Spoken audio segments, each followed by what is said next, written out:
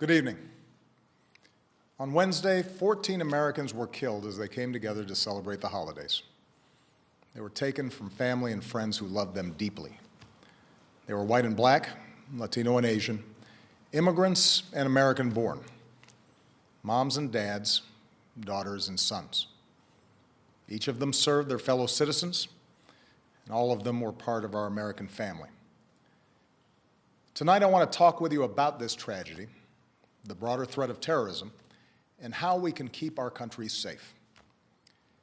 The FBI is still gathering the facts about what happened in San Bernardino, but here's what we know. The victims were brutally murdered and injured by one of their co-workers and his wife.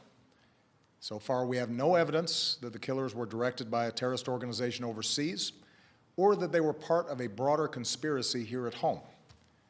But it is clear that the two of them had gone down the dark path of radicalization, embracing a perverted interpretation of Islam that calls for war against America and the West. They had stockpiled assault weapons, ammunition, and pipe bombs. So this was an act of terrorism designed to kill innocent people. Our nation has been at war with terrorists since al-Qaeda killed nearly 3,000 Americans on 9/11. In the process, we've hardened our defenses, from airports to financial centers to other critical infrastructure. Intelligence and law enforcement agencies have disrupted countless plots here and overseas and worked around the clock to keep us safe. Our military and counterterrorism professionals have relentlessly pursued terrorist networks overseas, disrupting safe havens in several different countries, killing Osama bin Laden, and decimating al-Qaeda's leadership. Over the last few years, however, the terrorist threat has evolved into a new phase. As we've become better at preventing complex, multifaceted attacks like 9/11, terrorists turn to less complicated acts of violence like the mass shootings that are all too common in our society. It is this type of attack that we saw at Fort Hood in 2009, in Chattanooga earlier this year, and now in San Bernardino. And as groups like ISIL grew stronger amidst the chaos of war in Iraq and then Syria, and as the internet erases the distance between countries, we see growing efforts by terrorists to poison the minds of people like the Boston Marathon bombers and the San Bernardino killers. For 7 years, I have confronted this evolving threat each and every morning in my intelligence briefing. And since the day I took this office, I have authorized U.S. forces to take out terrorists abroad precisely because I know how real the danger is. As Commander-in-Chief, I have no greater responsibility than the security of the American people. As a father to 2 young daughters who are the most precious part of my life, I know that we see ourselves with friends and coworkers at a holiday party like the one in San Bernardino. I know we see our kids in the faces of the young people killed in Paris. And I know that after so much war, many Americans are asking whether we are confronted by a cancer that has no immediate cure. Well, here's what I want you to know. The threat from terrorism is real, but we will overcome it. We will destroy ISIL and any other organization that tries to harm us. Our success won't depend on tough talk or abandoning our values or giving in to fear.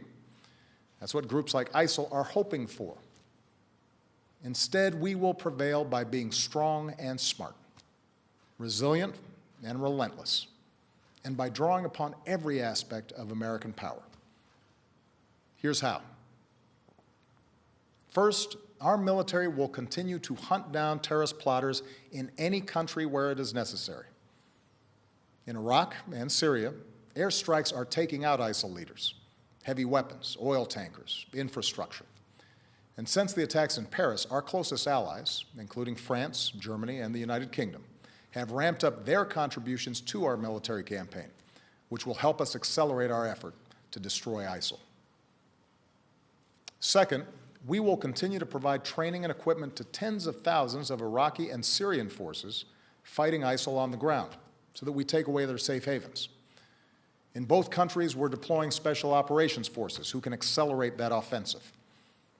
We've stepped up this effort since the attacks in Paris and will continue to invest more in approaches that are working on the ground. Third, we're working with friends and allies to stop ISIL's operations, to disrupt plots, cut off their financing, and prevent them from recruiting more fighters. Since the attacks in Paris, we've surged intelligence sharing with our European allies. We're working with Turkey to seal its border with Syria. And we are cooperating with Muslim-majority countries and with our Muslim communities here at home to counter the vicious ideology that ISIL promotes online. Fourth, with American leadership, the international community has begun to establish a process and timeline to pursue ceasefires and a political resolution to the Syrian war. Doing so will allow the Syrian people and every country, including our allies, but also countries like Russia, to focus on the common goal of destroying ISIL, a group that threatens us all. This is our strategy to destroy ISIL. It is designed and supported by our military commanders and counterterrorism experts, together with 65 countries that have joined an American-led coalition. And we constantly examine our strategy to determine when additional steps are needed to get the job done.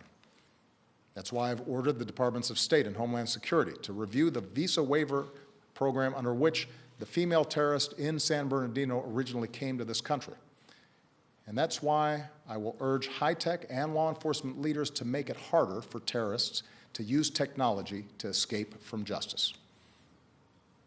Now, here at home, we have to work together to address the challenge.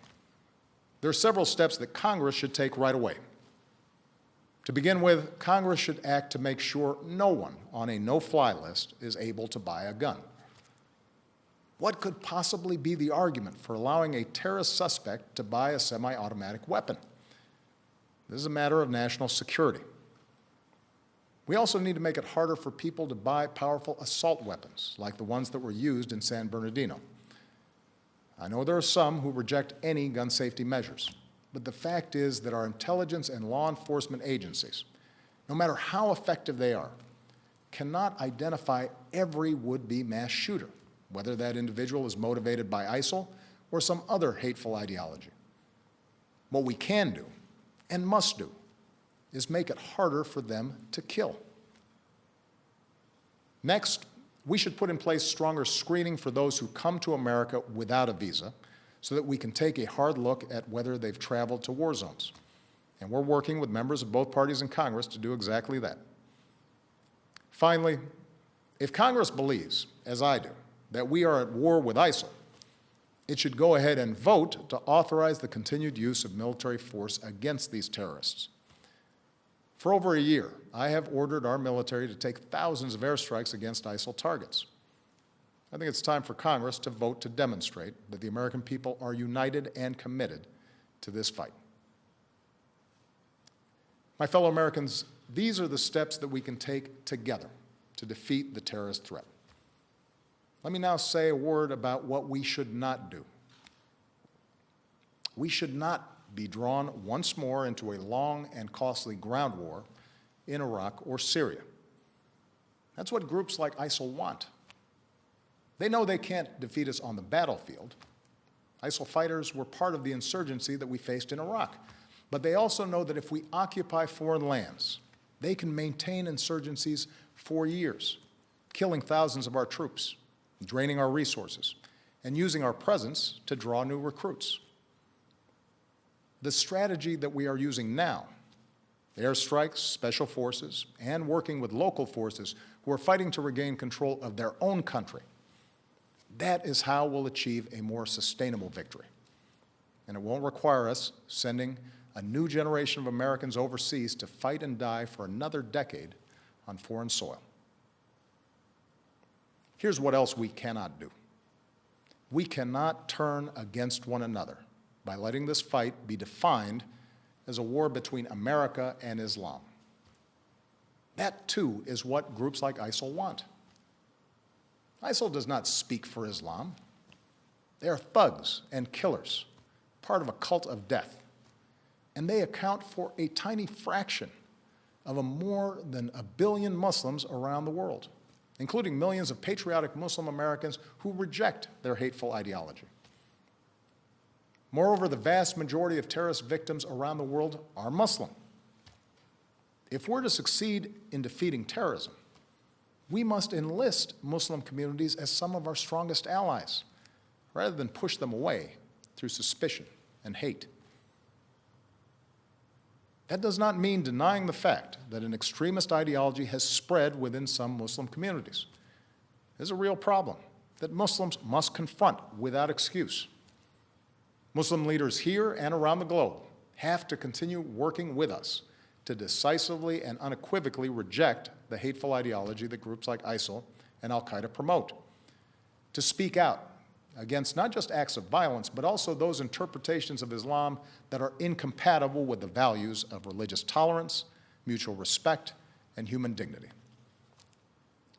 But just as it is the responsibility of Muslims around the world to root out misguided ideas that lead to radicalization, it is the responsibility of all Americans, of every faith, to reject discrimination. It is our responsibility to reject religious tests on who we admit into this country.